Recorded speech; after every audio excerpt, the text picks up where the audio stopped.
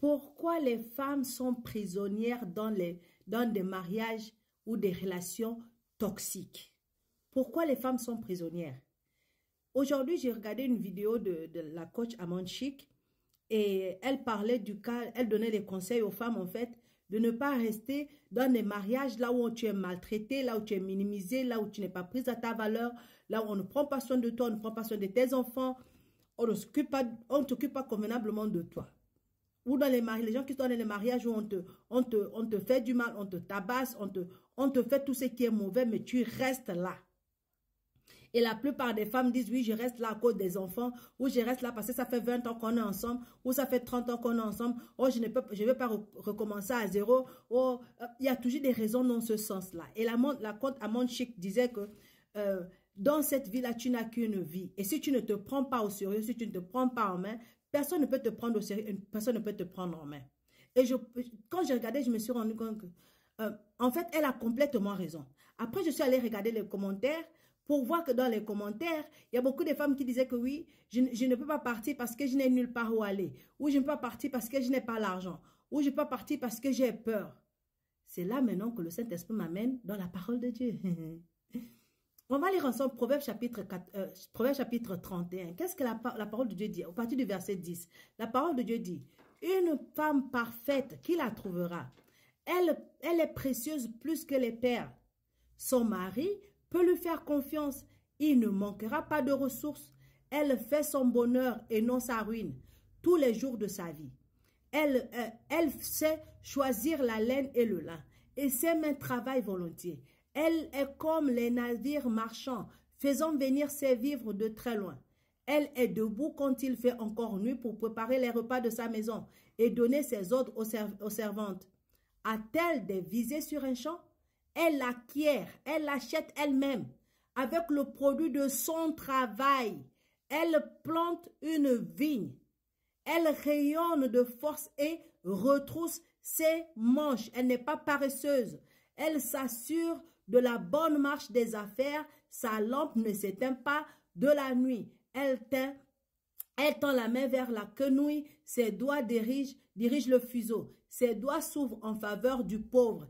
Elle tend la main au malheureux. Elle ne craint pas la neige pour sa maisonnée, car tous les siens ont des vêtements doublés. Elle s'est fait de couverture, des vêtements de pourpre et de lin fin. Aux portes de la ville, on raconte son mari siégeant parmi les anciennes du pays. Elle fabrique de l'étoffe pour la vendre. Elle propose des ceintures aux marchands. Sa bouche s'exprime avec sagesse et sa langue enseigne la bonté. Attentive à la marche de sa maison, elle ne mange pas le pain de l'oiseveté. Elle n'est pas paresseuse. Elle n'est pas paresseuse. Tu ne peux pas aller vivre dans la maison de quelqu'un et s'attendre à ce que lui va s'occuper de tes problèmes. Il va s'occuper de toi, de ton manger, de ton vivre. Il va s'occuper de tes habits, de ta crème, de ton maquillage. Après, il va s'occuper de ta famille, de tes parents. Nous aussi en Afrique, on abuse. On prend tout le problème de notre famille, on va mettre sur la tête de l'enfant de quelqu'un. Tu t'attends à ce que le mari la fasse tout pour toi. Mais quand il doit faire tout pour toi, et toi dans la maison, tu fais au moment où tu es fatigué parce que c'est trop. Tu fais trop toute seule. Tu es fatigué. Tu ne peux pas lui demander de t'aider parce que lui, il est le seul gagne-pain de la maison. Toi-même, tu ne travailles pas. Tu dis parce que tu as les enfants. Tu ne peux même pas faire un petit commerce parce que tu n'as jamais appris ça. Tu ne peux même pas tresser les cheveux des gens même à côté pour avoir 10 000 ou 5 000. Tu ne peux pas faire ça. Tu es assise à la maison parce que c'est toi qui t'occupes de la maison. C'est toi qui t'occupes des enfants. Tu ne veux rien faire. Toi-même, tu te mets en prison. Après, tu te dis parce que je pars à l'église, je prie à l'église, je nettoie l'église, je fais comme ça, je sers à l'église, je ne peux rien faire. Ma soeur, prends-toi en main. La femme dont on parle ici, là, c'est une femme qui a de la connaissance. C'est une femme qui travaille de ses 10 doigts. Elle a son propre argent. Quand son mari a besoin d'argent, elle fait sortir une partie de son argent pour aider son mari. C'est pourquoi son mari ne manque de rien.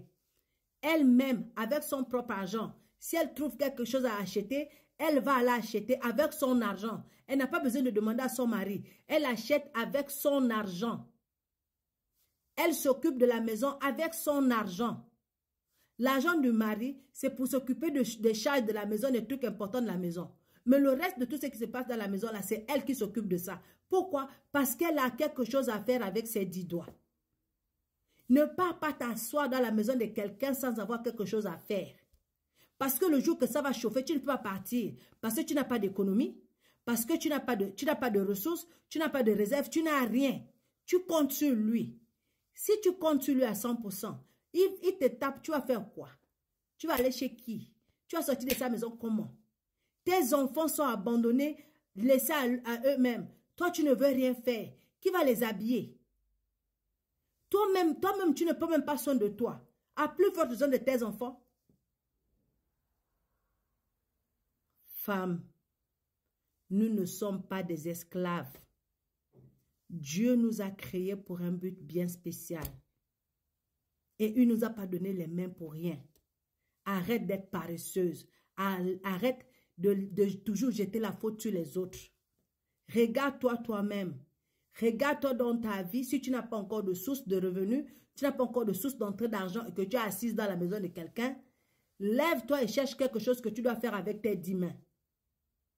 Parce que le respect que tu es en train de chercher là, ton mari va te respecter, il va te voir différemment. Si tu vas commencer quand tu vas commencer à prendre soin de toi-même, commencer à venir avec l'argent à la maison, il aura peur de te perdre. Quand tu es assise comme un paquet de maïs dans le coin de la maison et tu ne fais rien, tu ne ramènes rien, il va te piétiner, il va toujours te piétiner. Il va te piétiner, tu ne sers à rien. Tu sais seulement parler dans sa maison, parler dans ses oreilles.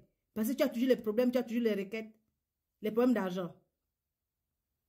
Femme, on n'a pas le droit d'être paresseuse. Lève-toi, fais quelque chose de tes 10 doigts. Le peu que tu peux trouver à faire, fais-le. Et Dieu va bénir tes mains. Le peu que tu veux trouver à faire, s'il te plaît, fais-le. Et Dieu va bénir tes mains. Ne sois pas une esclave de quelqu'un. Parce que tu veux laisser tomber. Ne t'abandonne pas. Si tu veux vraiment comprendre ton rôle dans la maison et comprendre ce que Dieu attend de toi comme femme, va lire Proverbes chapitre 31. Que le Dieu de gloire te bénisse. Qu'il te fortifie. Qu'il te donne l'intelligence et la sagesse nécessaires pour faire ce que tu dois faire. Et s'il te manque des idées, que le Saint-Esprit te donne les idées qui vont t'amener de l'argent. Mais s'il te plaît, lève-toi et fais quelque chose de ta vie. Ne sois pas une prisonnière de ta propre vie, au détriment de toi-même. Que Dieu te bénisse abondamment. Shalom.